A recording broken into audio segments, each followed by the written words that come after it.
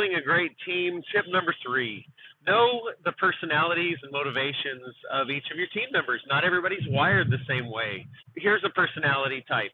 Some folks really want to make a difference and do so by having specific parts of the job. Think about it as if you're inviting someone to a party. How would they come?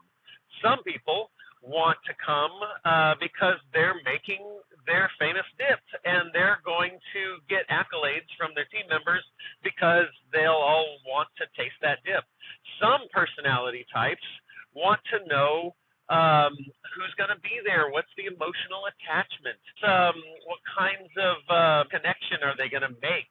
So for those types of folks, make sure that you have something where you can make an emotional connection. What is the reason we're accomplishing what this meeting's about? And then you've got other personality types. Some folks want to know how much fun it's going to be.